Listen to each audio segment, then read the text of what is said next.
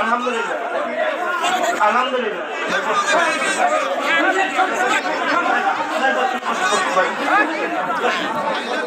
আলহামদুলিল্লাহ। সম্মানিত ভাইরা,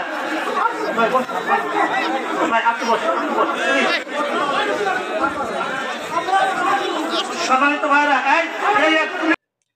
আমি তোর বিরিয়ানি দিচ্ছি এমনি এমনি না, কি করব, ভোটে বাস করব, তাই যদি ক্ষমতায় যাই বিরিয়ানির টাকাটা আগে তুলবো।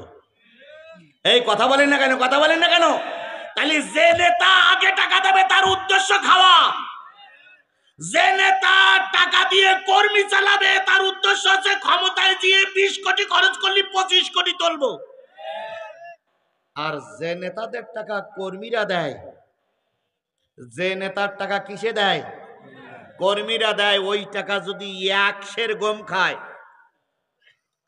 আমি দাঁড়াই বলবো যে আমার টাকায় তুমি ভোট করেছো, তোমার টাকায় আমি কি বলে তেল কিনিনি, তোমার টাকায় বিরিয়ানি খাইনি, আমার গরিবের মাল খেয়েছো, হয় বের করো নাই ভুড়ি ফেরিয়ে বের করা হবে।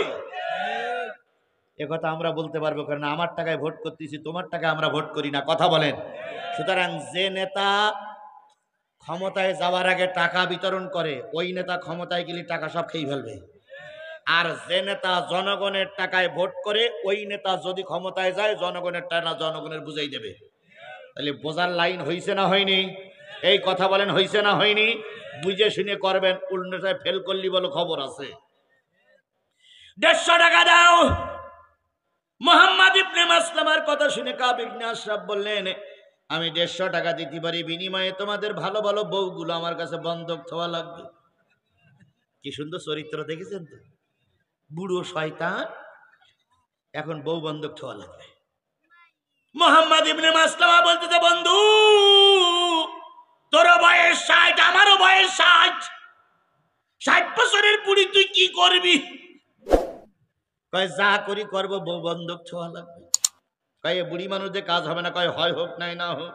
না না বন্ধু, এত নিষ্ঠুর হই না, বুড়ি বন্ধক ছোঁয়া যাবে না। তাহলে মেয়েগুলো বন্ধক থাও। 60 বছরের বুড়ো মেয়ে বন্ধক চুতি বলতেছে।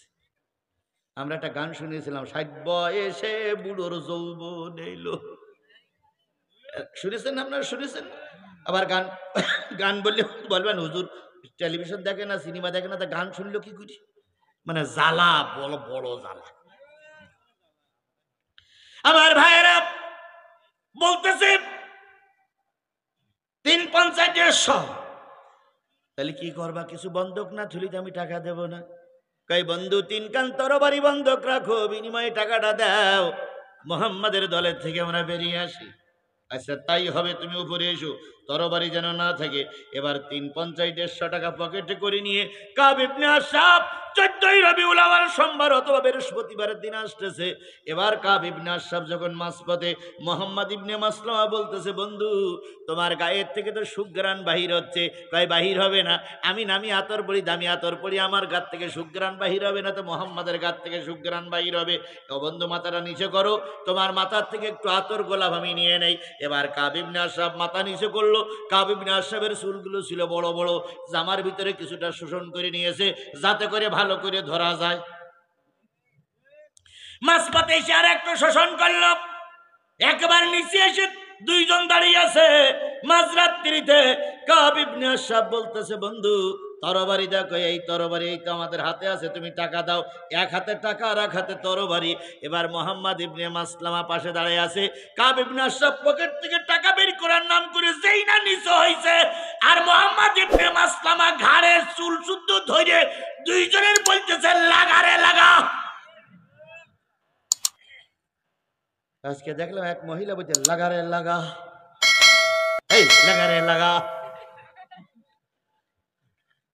কত কথা যে মনে হয় তা বলতে পারি রে, বলার দরকার নাই।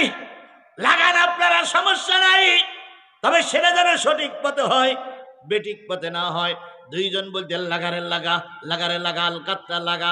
এই যেই না বলিস আলকাতরা লাগা, 2 জন বাঘের বাচ্চার মতন ছুটে আসলো। আর কাব ইবনে আশরাফ 3 জনে ধরে মোটামুটি 3 খণ্ডই। পেতনির বাচ্চা পেতনি যা বলেছিল তাই।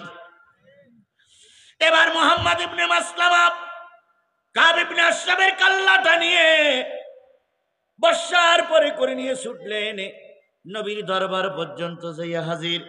নবী আলাইহিস সালাম তখন বলতেছে, ও মুহাম্মদ ইবনে মাসলামা, আল্লাহ তোমাদের যুদ্ধে বিজয় দান করেছে। মুহাম্মদ ইবনে মাসলামা বলতেছে, ইয়া রাসূলুল্লাহ, এখান থেকে অনেক দূর যুদ্ধ হলো, বড় নেতারে কুপকাত করলাম, আপনি জানলেন কি করে? নবী বলতেছে, মুহাম্মদ ইবনে মাসলামা রে, এখান থেকে বেরিয়ে যাওয়ার পর থেকে শুরু করে ফিরে আসা পর্যন্ত পথে ঘাটে যত কিছু ঘটনা ঘটেছে সব আল্লাহ আমাকে ভিডিও করে দেখাইছে। কেন দেখাবে না? হুয়া মাওলাকুম, তিনি তোমাদের মাওলা, ফানেমাল মাওলা অনেমান নাসির, তিনি তোমাদের উত্তম মাওলা। আর এই মাওলার কাজ যখন করবা, মাওলা তখন তোমাদের সাহায্য করবে। আফজালুল জিহাদ কালিমাতুল হক ইন্দা সুলতান জায়ের, সবচেয়ে বড় জিহাদ হচ্ছে জালেম শাসকের সামনে সত্য কথা বলা। ও আমার বেলকুচির মুসলমানেরা, সবচেয়ে বড় জিহাদ হচ্ছে আগামীর ময়দানে কোরআনের পক্ষে থাকা। কিসের পক্ষে? জোরে বলেন, কিসের পক্ষে? এই কোরআনের পক্ষে থাকতে গেলে 300 আসনের 151টা আসন আমাদের দরকার। সেই 151টা আসনের ভিতরে আমার সাতক্ষীরা জেলায় 4টি আসন। আমরা আলেমরা যে কজন বক্তা আছি সবাইকে জেলা আমিরের কাছে শপথ নিয়ে, আমাদের অর্থ দিয়ে, টাকা দিয়ে, রক্ত দিয়ে, শ্রম দিয়ে, সময় দিয়ে আমি আমার সাতক্ষীরার 4টে মেহমানকে কোরআনের জন্য উপহার দেব। বেলকুচির মানুষ, আপনারা কি আপনাদের এই আসনটা কোরআনের জন্য দিতে পারবেন? আপনাদের আসনটা কি কোরআনের জন্য দিতে পারবেন? আপনাদের আসনটা কি কোরআনের জন্য দিতে পারবেন?